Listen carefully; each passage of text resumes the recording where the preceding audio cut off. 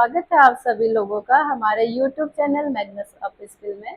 Accounting के इस series में हम, जैसे कि आपको पता है कि हम टेलीप्राइम की बहुत सारी वीडियोज अपलोड कर चुके हैं और इसके साथ ही हमने बहुत सारे टॉपिक किए हैं टेलीप्राइम के साथ जीएसटी के भी। तो आज का जो हमारा टॉपिक है वो टॉपिक है एआई विद अकाउंटिंग, यानी कि अगर आप अकाउंट्स मेंटेन कर रहे हैं तो आप एआई का यूज कैसे करेंगे और ये एआई होता क्या है, इसको आपने अप्लाई कैसे करना है। तो इस वीडियो को आप ध्यान से देखिए और जहाँ पे आपको लगता है कि यहाँ पे आपको समझ में नहीं आया तो आप कमेंट बॉक्स में कमेंट डाल सकते हैं या आप खुद भी एक सजेशन दे सकते हैं कि हमें और क्या क्या आपको बताना चाहिए। तो देखिए, सबसे पहले अगर अकाउंटिंग में मुझे एआई को लाना है तो उससे सबसे पहले मुझे समझना पड़ेगा कि एआई क्या है। आपको भी समझना पड़ेगा कि एआई है क्या। कुछ बच्चे समझते हैं कि एक ऐसा रोबोट आएगा या ऐसी मशीन आएगी जिसको हम ऑर्डर देंगे वो सारे ऑर्डर हमारे पूरे करेगा, बट ऐसा नहीं है। तो जो मशीन है आपकी, वो मशीन भी आपके कहने पे ही काम करेगी। तो एआई को समझने के लिए आप समझिए, जैसे आपने जब अपने बचपन में स्टोरी सुनी होगी तो उसमें एक अलादीन का चिराग होता था, ठीक है। तो उस चिराग को रगड़ता था अलादीन, तो उसमें से एक जिन निकलता था और वो जिन को ऑर्डर देता था और जिन उसके ऑर्डर को पूरा करता था। तो समझिए वही एआई है और ये एआई एक अपडेटेड वर्जन है। तो अगर आपको समझ में नहीं आता कि एआई क्या है तो आप उसको रिलेट करिए अलादीन के चिराग से। तो वो तो एक स्टोरी में था, बट ये रियल है। इसको एआई का फुल फॉर्म होता है आर्टिफिशियल इंटेलिजेंस। जैसे हम लोग ह्यूमन बीइंग्स हैं तो हमारे पास बाय डिफॉल्ट गॉड ने क्या किया है, ब्रेन दिया है। तो हम अपने ब्रेन को डेवलप करते हैं, तो हम नए आइडियाज निकालते हैं, हर चीज हम खुद करते हैं। बट ये एक ऐसा टूल बना दिया ह्यूमन बीइंग्स ने जो क्या करता है, आपको अपनी आर्टिफिशियल इंटेलिजेंस दिखाता है और आपकी जो रिपोर्ट्स वगैरह हैं, जो भी चीज आपको चाहिए उनमें आपकी हेल्प करता है और वो कहलाता है आपका एआई। तो आज के ज़माने में जैसे डिजिटल ज़माना बोला जाता है, तो आपको अपडेट होना पड़ेगा इन एआई टूल्स के थ्रू। तो एआई एक मशीन नहीं है, एआई टूल्स हैं। जैसे आपने नाम सुना होगा चैट जीपीटी, कोपायलट, क्लाउडे, ठीक है। आज की डेट में हमें क्या होता है, हमें जो वर्क मिलता है हम उसको कम करते हैं, बट हम इन एआई टूल्स की हेल्प से उसको जल्दी कर देते हैं। तो अगर आप अकाउंटिंग मेंटेन करते हैं तो हमारा मेन पर्पस है कि आप अकाउंटिंग में एआई का यूज कैसे करेंगे। तो अगर आप अकाउंटिंग में अपने एआई टूल्स का यूज करना चाहते हैं तो किस लिए करेंगे, अपने रिपोर्ट्स के लिए। अब आप ये नहीं बोल सकते कि जैसे अलादीन बोलेगा कि मेरी जर्नल एंट्री कर दो, तो एआई नहीं करेगा उसको, ठीक है। तो जर्नल ट्रांजेक्शन आपको वो बताएगा कि इसका ट्रांजेक्शन ये है, बट करने आपने ही है। यानी कि जो टैली पे जो डेटा आपका है वो आपने ही एंटर करना है। उसके बाद जो आपको चीजें चाहिए, जो सबसे मेन होती है हमारी रिपोर्ट्स, उन रिपोर्ट्स को चेक करने में आपको जितना टाइम लगता है, महीने भर जो टाइम लगाते हैं वो महीने भर टाइम खत्म हो जाएगा। जो हफ्ते भर का टाइम था वो डेज में कन्वर्ट हो जाएगा। तो उसके लिए हम किसका यूज करते हैं, एआई टूल्स का। तो एआई आप समझ गए कि एक आर्टिफिशियल इंटेलिजेंस है जो ह्यूमन बींग्स की क्या करता है, एक तरीके की आपकी असिस्टेंट टाइप का ये है, जो आपकी हेल्प करता है आपके आइडेंटिफाई करने में, रिपोर्ट्स को रिकॉग्नाइज करने में या एनालाइज करने में, ठीक है। और बहुत कम टाइम में इसका आपको क्या करता है, वो हेल्प करता है। और इससे क्या होगा, जो काम जितना जल्दी होगा उसके लिए आप डिसीजन भी उतना ही जल्दी ले सकते हैं। तो आपके डिसीजन में भी ये हेल्प करता है। एक ह्यूमन बीइंग की तरह ही आपको क्या करता है, ये असिस्ट करता है और आपका जो काम है उसको सीधे सीधे और बहुत जल्दी करता है। जैसे मानो मेरे को कोई कैलकुलेशन करनी है, तो आज तक आपने देखा होगा हम कैलकुलेशन के लिए कैलकुलेटर का यूज करते हैं। तो कैलकुलेटर हमें क्या करता है, हमें केवल आंसर देता है कि हमने जो भी चीज किया होगा। अगर मैं कहूँ कि कैलकुलेटर को मैं कमांड दूं कि 5000 का 18% कैलकुलेट करिए, तो कैलकुलेटर क्या करेगा, सीधे 5000 का 18% निकालेगा, आपको रिजल्ट देगा 900, यानी कि वो आपको 900 उसका आंसर बता देगा। बट अगर यही आप एआई टूल्स के अंदर करते हैं, अगर आप एआई टूल का यूज करें, एआई टूल्स होते हैं, ठीक है, अगर आप उन टूल्स का यूज कर रहे हैं तो आप उसको अगर बोल रहे हैं कि मुझे 5000 पे एआई से बोल रहे हैं कि मुझे 5000 पे 18% जीएसटी कैलकुलेट करके देना है, तो वो क्या करेगा, 5000 का 18% जीएसटी भी कैलकुलेट करेगा और उसको 5000 में ऐड करके टोटल अमाउंट भी आपको दिखा देगा, यानी कि वो आपको रिजल्ट भी खुद ही दे देगा। तो और ये वो सेकेंड में करेगा, वो वेट देर नहीं लगाएगा। तो इन चीज़ों के लिए अगर आपने अपने अकाउंट वर्क को, यानी कि आपने अकाउंटिंग को फास्ट बनाना है और एक्यूरेसी लेके आनी है, तो आपने अपने बिजनेस में या अपने अकाउंट में टैली के साथ एआई टूल्स का यूज भी करना चाहिए। ठीक है, तो आपको एआई समझ में आ गया कि एआई क्या है और ये कैसे काम करता है। नेक्स्ट हम आते हैं, अब एआई इन अकाउंटिंग क्या है। अब क्या है, अब मैंने बोला कि जनरल एंट्री तो आपको करनी ही करनी है, आपने पूरा डेटा अपना मेंटेन किया हुआ है टैली के अंदर। अब मैं आपसे बोलूं कि मेरे को सेल की रिपोर्ट चाहिए, और आपकी सेल हर स्टेट में या एक स्टेट में भी अलग अलग अलग रीजन में हुई है, मुझे चाहिए कि अलग अलग रीजन में कौन सी सेल सबसे ज्यादा हुई है, कौन सी सेल सबसे कम हुई है, वो दिखाइए। तो आप क्या करोगे, आप एक्सेल पे बनाओगे, एक्सेल पे चार्ट भी बनाओगे या कुछ भी आप ऐसा डिस्प्ले करोगे एक्सेल पे, तो उसको बनाने में आपको बहुत ज्यादा टाइम लगेगा। अगर इस तरीके के टास्क आपको मिल रहे हैं कि आपको बोला जा रहा है कि आप इनवॉइस चेक करो कि कितने इनवॉइस ऐसी हैं जो डुप्लीकेट हो गई या मिसमैच हो गई है, तो ऐसी कौन सी इनवॉइस है जो हमने एंट्री करी नहीं है, तो इन चीज़ों के लिए भी आप एआई का यूज कर सकते हैं। तो वहाँ पे एआई को आपने कमांड देनी है, एआई खुद चेक करेगा और मिनट्स के अंदर या सेकंड्स के अंदर आपकी रिपोर्ट को डिस्प्ले कर देगा। तो ये सारी जो रिपोर्ट्स होती हैं उनके लिए हम एआई का यूज करेंगे, ना कि हम जनरल ट्रांजेक्शन्स करने के लिए। आप ये मत समझिए कि आप टैली ओपन करके रख देंगे और एआई को बोलेंगे कि एंट्री करो, वो टैली के अंदर एंट्री अभी ऐसा पॉसिबल नहीं है। आपने जो रिपोर्ट जनरेट किए हैं उन रिपोर्ट्स के बेस पे वो आपका जो आप भी जो भी चाहिए आपको उसको अप्लाई कर देगा। ठीक है, तो जब आप टैली टैली के अंदर जो डेटा है उसको अगर आप चाहते हैं कि एआई टूल्स की हेल्प से आप उसको एनालाइज करें, ठीक है, आप अपनी हर कंडीशन दिखा सकते हैं, उसमें आप पूछ सकते हैं उसको परचेज कितनी है, सेल कितनी है, टॉप सेल कहाँ पे हुई, चार्ट के थ्रू दिखाइए, तो वो चार्ट भी आपको डिस्प्ले कर देगा।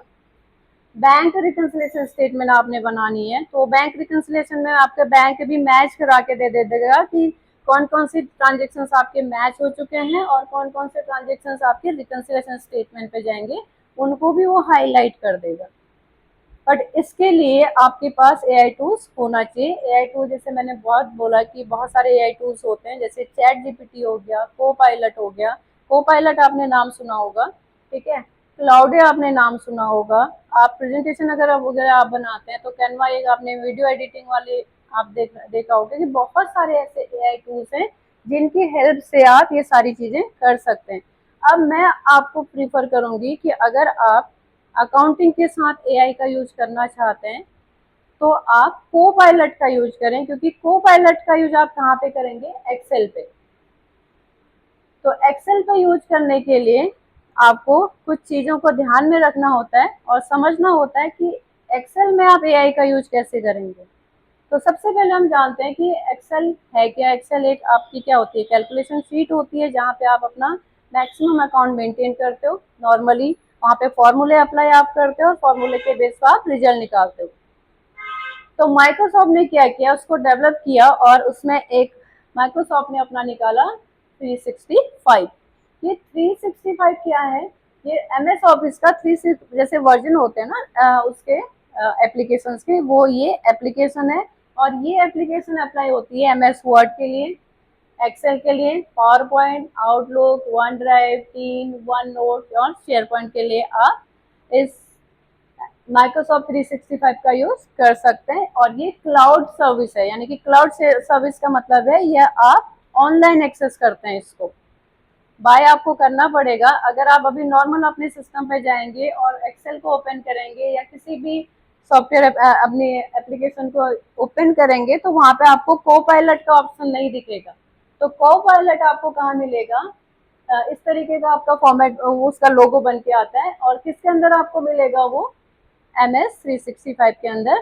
तो सबसे पहले हमें पता होना चाहिए कि अगर मुझे AI टूल का यूज करना है एक्सेल के लिए, तो मेरे सिस्टम पे 365 होना चाहिए, जिसकी हेल्प से मैं को पायलट को क्या करूंगी, यूज करूंगी। और को पायलट मेरे इस 365 का एक क्या है, असिस्टेंट टूल है, जो हेल्प करता है मेरी जितनी भी रिपोर्ट्स मैंने बनाई है।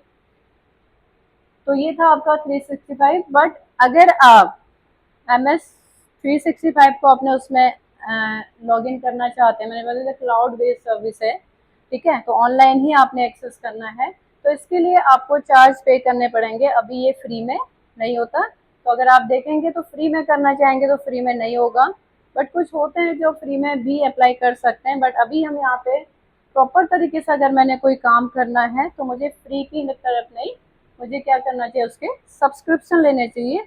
तो जब भी अगर आप चाहते हैं कि आप कोपायलट का यूज करें अपनी अकाउंटिंग में, तो आपको सबसे पहले लॉगिन करना होगा, यानी कि अपने उसमें डाउनलोड करना होगा किसको, MS 365 को। उसके लिए कुछ रिक्वायरमेंट्स हैं, उन रिक्वायरमेंट्स को आपने पूरा करना है, जिसमें से सबसे पहले रिक्वायरमेंट आती है आपकी सिस्टम की रिक्वायरमेंट, कि किन किन चीज़ों को आपको ज़रूरत, किन किन सिस्टम में क्या क्या ऐसी चीज़ें होनी चाहिए जिसके लिए आप किसको लॉगिन कर लें, 365 को। तो सबसे पहले आपका ऑपरेटिंग सिस्टम आता है। ऑपरेटिंग सिस्टम में आपको विंडोज 10 या विंडोज 11 दोनों में से एक होना जरूरी है, ठीक है। विंडोज 10 में भी ये रन करेगा और विंडोज 11 में। इससे नीचे पर अगर आप आएंगे तो ये 365 आपके उसमें रन नहीं करेगा। तो सबसे पहले रिक्वायरमेंट है ऑपरेटिंग सिस्टम की।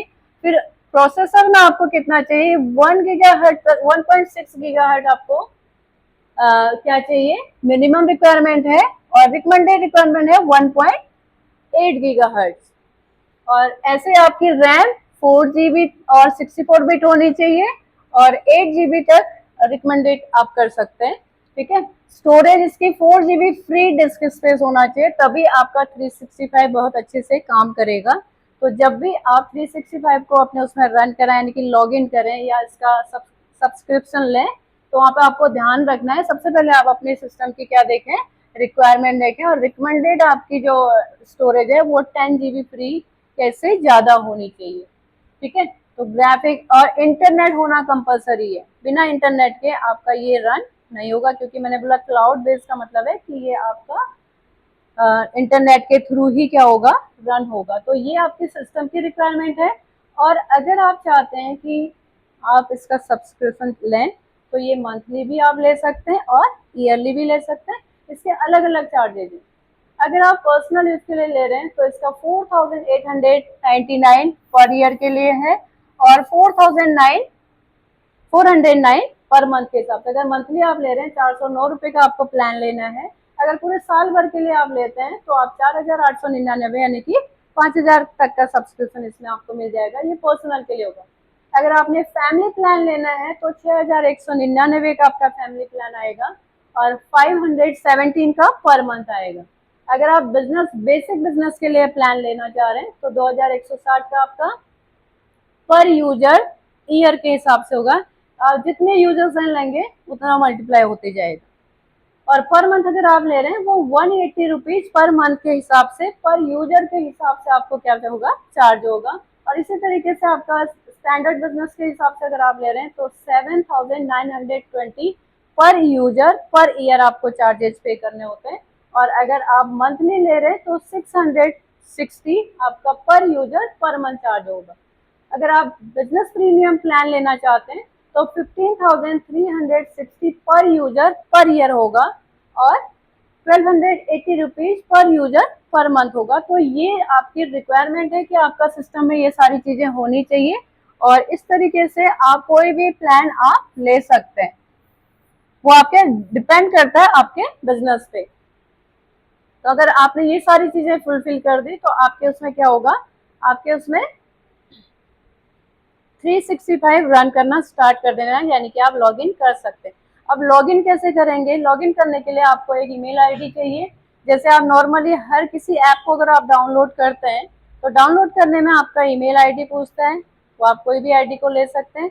इसमें आप आउटलुक, खुद माइक्रोसॉफ्ट की एक आउटलुक ईमेल आईडी भी बना सकते हैं, हॉटमेल की बना सकते हैं, और जीमेल की भी इसमें आपकी चल जाएगी। तो किसी भी ईमेल आईडी से आप जब बनाएंगे तो इसको आप जो जो चीजें वो आपसे पूछ रहा है उनको लॉगिन करेंगे, उसके बाद साइन इन करेंगे तो आपके उसमें 365 लॉगिन हो जाएगा। फिर आप को पायलट का यूज कर सकते हैं। जब आप को पायलट का यूज कर लेंगे उसके बाद आपने क्या करना है, उसके बाद टैली के डेटा को आपने एक्सपोर्ट कर देना है एक्सेल पे।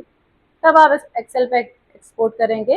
और अगर आपका टैली का डेटा कॉलम्स में होता है, यानी कि अगर आप टेबल्स में उसको लेते हैं तो एक्यूरेसी 100% होती है। तो अगर आप कॉलम के बेस यानी कि आप टेबल के बेस पे उस डेटा को ले रहे हैं तो आप मान के चले कि आपकी रिपोर्ट बिल्कुल सही होगी।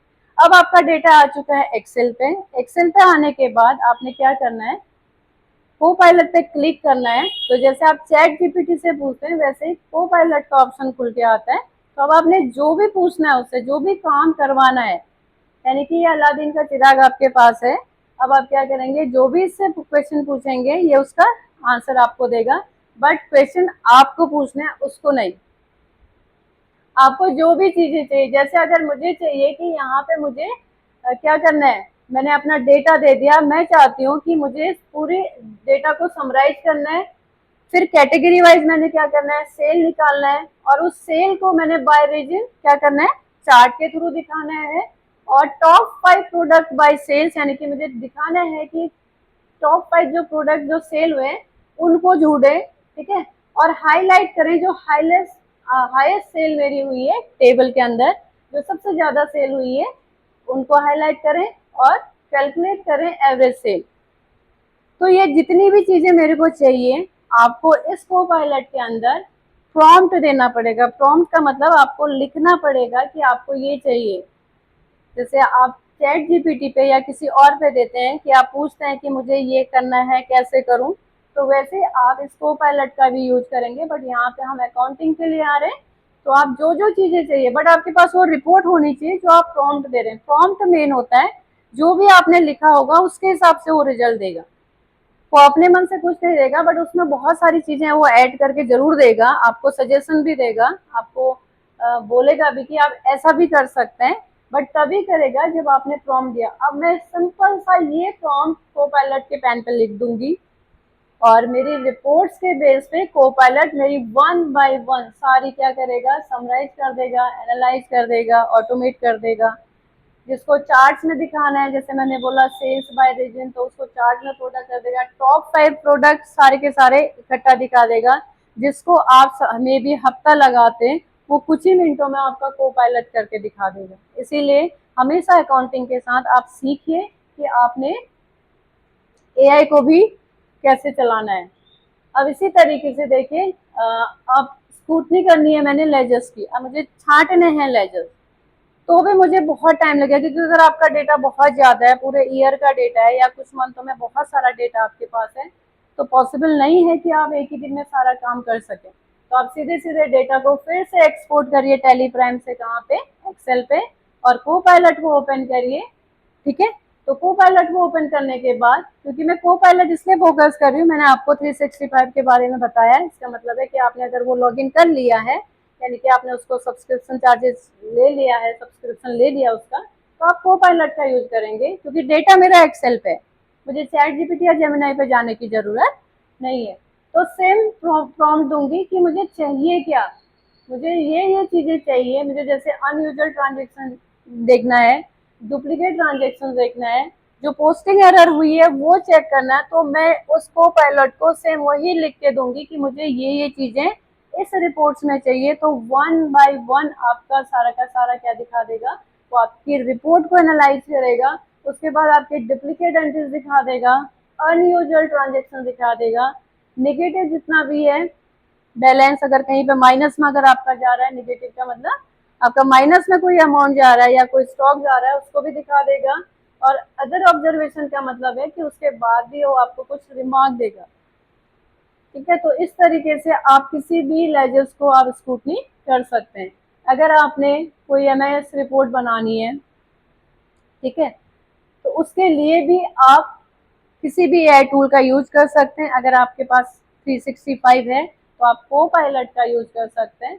तो आपके अगर एमआईएस का जैसे हमने दिखाना है कि यहाँ पे ट्रायल बैलेंस के बेस पे, प्रॉफिट एंड लॉस के बेस पे या बैलेंस शीट के बेस पे अगर मुझे एमआईएस रिपोर्ट्स बनानी है, तो उसको हम क्या करेंगे, सेम डेटा को हमने क्या करना है, एक्सेल पे एक्सपोर्ट करना है और उसको फिर से प्रॉम्प्ट देना है सिंपल सा कि मुझे मैनेजमेंट समरी देनी है इस फाइनेंशियल ईयर की। तो वो क्या करेगा, आपके पूरे मैनेजमेंट रिपोर्ट को डिस्प्ले कर देगा खुद ही। तो इतना आसान कर देता आपके अकाउंटिंग को कोई भी एआई टूल्स, वो चाहे चैट जीपीटी हो, चाहे जेमिनाई हो, चाहे आपका ये कोपायलट हो। तो जो भी आपका बेटर ऑप्शन लगे उससे आप एआई का यूज कर सकते हैं। ठीक है। और दूसरा है, अगर आप जीएसटी में रजिस्टर्ड है, अब आपको जीएसटी को एनालाइज करना है कि जीएसटी की डिटेल देखनी है, जीएसटी का आपने जीएसटीआर 1 चेक करना है, जीएसटीआर 3 भी रिपोर्ट चेक करनी है, या सेल्स रजिस्टर को मैच कराना है जीएसटी के साथ, तो भी आप एआई टूल्स का यूज कर सकते हैं। फिर से आप एक्सपोर्ट करिए और प्रॉम्प्ट दीजिए। सबसे मेन है आपका ये प्रॉम्प्ट। तो मैंने इसमें लिखा हुआ है हर उसमें कि आपको कौन सा प्रॉम्प्ट देना है। तो जो भी आप प्रॉम्प्ट देंगे ये क्या करेगा, उसके हिसाब से आपकी रिपोर्ट को डिस्प्ले कर देगा। आपकी जीएसटीआर 1 में क्या क्या चीजें नहीं है वो मिसिंग इनवॉइस आपको दिखा देगा, इनकरेक्ट जीएसटी रेट आपको दिखा देगा, अगर टैक्सेबल वैल्यू में डिफरेंसेस है वो भी दिखा देगा। तो जो काम आप बहुत देर तक करते हैं, यानी कि आपका टाइम बहुत ज़्यादा कंज्यूम होता है, उस टाइम को ये सेव करता है और आपके रिपोर्ट्स में एक्यूरेसी भी प्रोवाइड कराता है आपका एआई टूल्स। तो आज की डेट में हर किसी को, अगर आप एक अकाउंट फील्ड पे काम कर रहे हैं या एक बिजनेस आप मेंटेन कर रहे हैं, तो आपको हमेशा किसी न किसी एआई टूल की हेल्प लेनी होगी। और जो बच्चे जॉब के लिए तैयारी कर रहे हैं तो समझिए कि जैसे आप अकाउंट में एक्सपर्ट हैं वैसे आपको किस में एक्सपर्ट होना पड़ेगा, एआई टूल्स के में भी आपको एक्सपर्ट होना पड़ेगा। और दूसरा देखिए, सबसे ज्यादा सरदर्दी जो होती है वो बैंक रिकंसिलेशन में होती है। अगर आप साल भर अपना बैंक को मैच नहीं करते हैं तो मार्च का महीना आपके सरदर्द लेके आता है जब आपने बैंक को मैच करना होता है। तो इस सरदर्दी को खत्म करने के लिए भी आप एआई टूल्स का यूज कर सकते हैं। फिर से डेटा को पूरे बैंक, अपने टैली के बैंक डेटा को एक्सेल पे एक्सपोर्ट करिए और अपने स्टेटमेंट को भी एक्सेल पे एक्सपोर्ट करिए और कमांड दीजिए एआई टूल्स को। ठीक है। तो रिकंसाइल करने के, तो क्या करेगा, जितने भी मैच हो गए उनको मैच कर देगा, जहाँ पे मिसमैच अमाउंट है उनको वो अलग दिखा देगा। इससे आपको पता चल जाएगा, आपको बैंक रिकंसिलेशन बनाने में भी ज्यादा टाइम नहीं लगेगा। ठीक है। तो जैसे कि मैंने आपको इतनी सारी चीजें बता दी हैं, तो इससे आपको समझ में आ गया कि ये कितना बेनिफिट देता है हमें। अगर हम किसी भी अकाउंटिंग सॉफ्टवेयर को, अकाउंट मेंटेन कर रहे हैं किसी भी अकाउंटिंग सॉफ्टवेयर में, अगर हम उसको एआई के साथ अप्लाई कर दें तो ये हमारे सारे काम को बहुत आसान कर देगा। ठीक है। तो आज का जो हमारा वीडियो था वो इसी एआई टूल्स पे था। तो एआई का आप यूज कैसे करेंगे, तो अगर आप नॉर्मल एक्सेल पर अगर एआई का यूज करना चाहेंगे तो नहीं कर पाएंगे। अगर फ्री में करना चाहेंगे तो फ्री में भी हमेशा आपने देखा होगा कोई भी एआई टूल्स है वो कुछ लिमिट तक ही आपको फ्री में देता है और लिमिट के बाद आपको 24 आवर्स का वेट करने को बोलता है। तो अगर आप प्रॉपर तरीके से अपने अकाउंट को मेंटेन कर रहे हैं और एआई टूल्स का यूज करना चाहते हैं तो किसी भी एआई टूल्स का सब्सक्रिप्शन आप ले सकते हैं और अपने रिपोर्ट्स को एक्सपोर्ट करके उन एआई टूल्स का यूज कर सकते हैं। तो आज की वीडियो में इतना ही।